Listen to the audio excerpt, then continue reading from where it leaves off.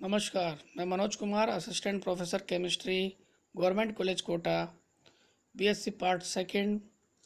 आपका unit number जो first चल रहा है, जिसमें फर्स्ट ट्रांजिशन सीरीज का अगर आपका जो यूनिट चल रहा है, इसके अंदर आपको नेक्स्ट टॉपिक के रूप में संक्रमण धातुओं की उत्प्रेरकीय सक्रियता का कारण, the cause of catalytic reactivity of transition metals, एक तो ये टॉपिक पढ़ना है।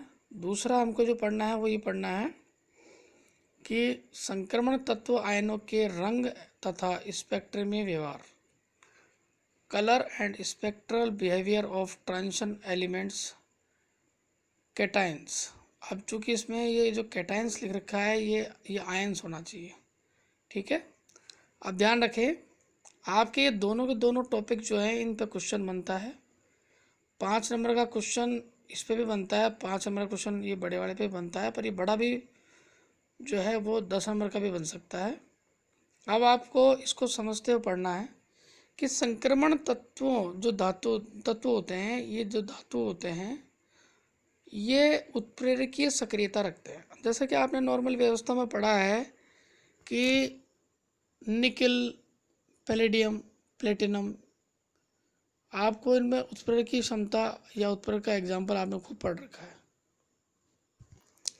तो ये जो उत्प्रेरक होते हैं, ये उत्प्रेरक दो टाइप के होते हैं। यदि समान टाइप की इनकी प्रावस्था या फेज होती है, जैसे लिक्विड लिक्विड टाइप, तो इनको क्या है कि दोनों टाइप के अगर एक जैसे होते हैं तो इनको बोलेंगे होमोजिनस कैटालिसिस। और यदि उत्प्रेरकों की भौतिक व क्रियाकारक भौतिक अवस्था की सीधी सीधी बात करें, यदि इनकी भौतिक अवस्थाएं अलग अलग टाइप की होती हैं तो ये कहलाते हैं विषमांग उत्प्रेरक या हेट्रोजिनस कैटलिस्ट्स। अब ये होमोजिनस मतलब समांगी, हेट्रोजिनस मतलब आपका हो गया विषमांग। अब आप देखिए, आप ध्यान रखेंगे फर्स्ट नंबर पे उत्प्रेरक दो प्रकार के हमारे हो सकते हैं, यदि इसके इन उत्प्रेरकों की भौतिक अवस्था वही होती है जो क्रियाकारकों की होती है, ठीक है। अर्थात ध्यान रखें, क्रियाकारक व उत्प्रेरक एक ही अवस्था या प्रावस्था में होते हैं। तो आपको ये ध्यान रखना है क्या क्या, क्रियाकारक व उत्प्रेरक ये दोनों की प्रावस्था या फेज एक ही होनी चाहिए।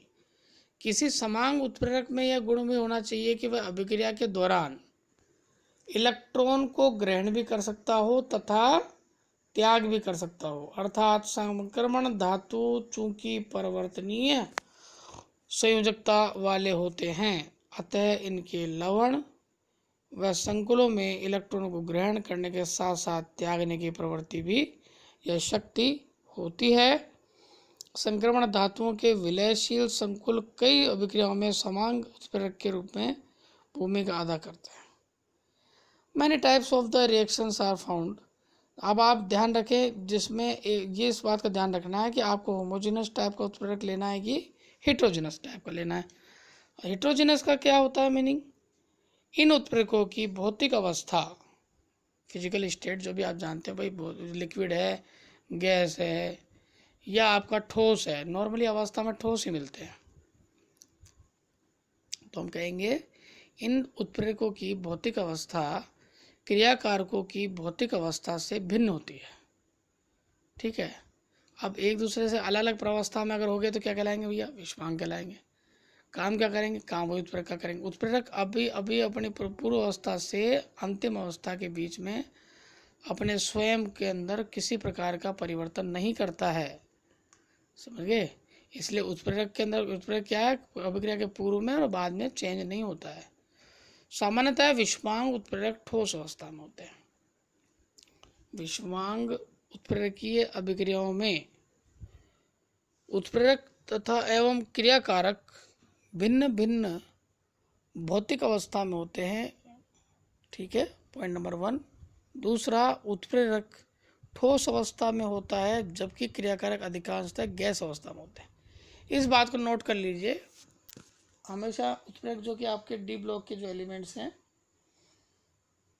ये नॉर्मली क्या में होंगे, आपके ठोस अवस्था में होंगे, क्योंकि वैसे भी हम इसको मेटल्स बोलते हैं। जबकि क्रियाकारक जो होते हैं, जो क्रिया करने में भाग लेते हैं, the taking the participate in the reaction, अधिकांशतः गैस अवस्था में होते हैं। ठीक है, इन उत्प्रेरकों का कार्य क्रियाकारकों को सतह प्रदान करना होता है। आपने बहुत सी रिएक्शंस पढ़ी होंगी, मैं आपको एग्जांपल भी बताऊंगा बाद में। क्रियाकारक उत्प्रेरक की सतह पर अधिशोषित, एडजॉर्ब, ध्यान रखें, ADSORB, एडजॉर्ब है, अधिशोषित। ये अधिशोषण का मतलब होता है ये सतह पर ही अपने आप को रख लेते हैं, अंदर नहीं एब्जॉर्ब होते। ठीक है, और सक्रियता हो जाते हैं, ताकि वहीं वहीं रिएक्शन कर लेते हैं ये। इस प्रकार वे आसानी से अभिक्रिया भी कर लेते हैं, और इस प्रक्रिया में वे सतह से इलेक्ट्रॉनों का आदान प्रदान भी कर लेते हैं। भाई सीधी बात है, रिएक्शन जो भी होगा, आपका केमिकल रिएक्शन होगा, उसमें इलेक्ट्रॉनों का आदान प्रदान होगा।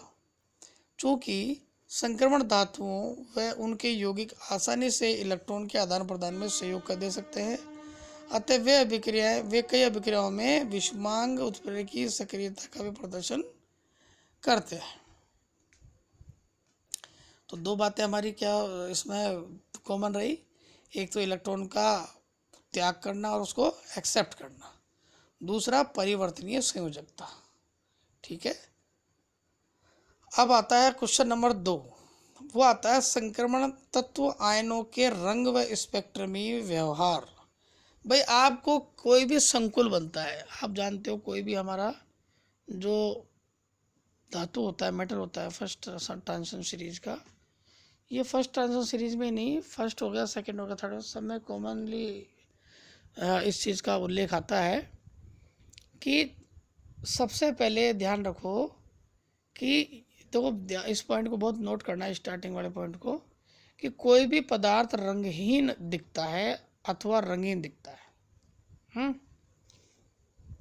भाई कलर्ड दिखता है या कलरलेस दिखता है, ये इस बात पर डिपेंड करता है कि उस पदार्थ के अणु, परमाणु अथवा आयन प्रकाश के दृश्य क्षेत्र, विजिबल रीजन से ऊर्जा अवशोषित करते हैं, या फिर अवरक्त या इंफ्रारेड से करते हैं। ध्यान रखें, कलर तो आपका जब दृश्य क्षेत्र आएगा तभी आपका कलर प्राप्त होगा। प्रकाश का 400 से 700 nm तरंग दैर्ध्य वाला जो भाग होता है वो दृश्य भाग कहलाता है। ठीक है, अब यदि कोई पदार्थ प्रकाश के दृश्य क्षेत्र से ऊर्जा का अवशोषण करे तो उस पदार्थ से लौटा हुआ प्रकाश जो कि हमारी आंखों तक पहुंचता है वह हमें रंगीन दिखाई देता है। अब इस श्वेत प्रकाश को 7 रंगों का मिश्रण बोलते हैं, विबज्योर जिसको बोलते हैं, VIBGYOR। प्रत्येक रंग की अलग अलग तरंग दैर्ध्य होती है। प्रकाश जब किसी पदार्थ से टकराता है और उसमें से किसी एक रंग की तरंगों को अवशोषित करता है, तो ध्यान रखें क्या किया उसने, एक कलर की तरंगों को अवशोषित किया, तो उससे निकले हुए प्रकाश का जो भी रंग होता है, जिसे कंप्लीमेंट्री कलर या पूरक रंग बोलते हैं, वह पदार्थ का रंग, उस पदार्थ का जो रंग होगा वो कैसा होगा, कंप्लीमेंट्री कलर वाला होगा। एग्जाम्पल आपको दे रखा है, बैंगनी अगर अवशोषित करता है तो पीला रंग, पीला हरा। यदि आप ग्रीन की बात करते हैं तो गहरा बैंगनी, यदि लाल की बात करते हैं तो नीला हरा या टोटली नीला। तो ये जो चीज़ होती है ना, ये डिपेंड करती है कि वो आपको अवशोषित करता है तो उसका कंप्लीमेंट्री कलर जो है वैसा आपको प्रकाश नजर आएगा। ये तो रही बात कलर की। अब इसके कारण क्या होते हैं, ये बहुत इंपॉर्टेंट क्वेश्चन है, आपके हमेशा एग्जाम में आता ही आता है। ध्यान रखिए, फर्स्ट ट्रांजिशन सीरीज के अंदर ये क्वेश्चन सबसे इम्पोर्टेंट बनता है आपका, इसलिए आप इसको याद ही कर लें, कोई एक्सक्यूज न भूलें। पहला 2 कारण इसके आते हैं, तो डीडी संक्रमण, क्या बोले, डीडी संक्रमण, और दूसरा आपका आता है charge transfer spectra, CT spectra, charge transfer spectra. पहली बात करते हैं डीडी संक्रमण की। तो संक्रमण धातु आयनों में डीडी संक्रमण को क्रिस्टल क्षेत्र सिद्धांत जिसे बोलते हैं क्रिस्टल फील्ड थ्योरी या CFT के आधार पर समझाया जा सकता है। इस सिद्धांत के अनुसार अब ध्यान रखें, हमेशा जब भी नीचे वाली ऊर्जा अवस्था से कोई भी इलेक्ट्रॉन उसके कक्षक से निकलते हाई में जाता है तो हमेशा एब्जॉर्ब करता है एनर्जी का, जबकि कभी भी ऊपर से अगर निम्नतम ऊर्जा अवस्था में आता है तो चूंकि वो ज़्यादा एनर्जी का होता है तो क्या करता है, वो ऊर्जा को निकालता है।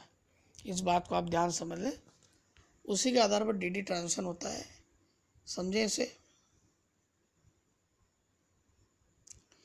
निम्नतम ऊर्जा अवस्था ग्राउंड स्टेट में पांचों डी कक्षक समान ऊर्जा के होते हैं, डी जनरेट जिसके बोलते हैं। लेकिन जब संक्रमण धातु आयन के संपर्क में लिगेंड आते हैं, अब लिगेंड कौन से, देखिए लिगेंड जो होते हैं आपके प्रबल से लेकर दुर्बल लिगेंड सभी प्रकार के होते हैं। अगर दुर्बल लिगेंड आते हैं, दुर्बल लिगेंड अगर जब भी आते हैं तो कोई इफेक्ट नहीं पड़ता इनकी डीजनरेसी पर, ध्यान रखें, ठीक है। परंतु प्रबल लिगेंड आता है तो उसमें जो इलेक्ट्रॉन होते हैं, कक्षकों में जो इलेक्ट्रॉन होते हैं उनकी पेयरिंग स्टार्ट हो जाती है, ठीक है। अब ये देखो, समान ऊर्जा वाले डी कक्षकों का विपाटन, ये देख ध्यान रखो, समान ऊर्जा वाले डी कक्षकों का विपाटन या स्प्लिटिंग हो जाता है, ठीक है।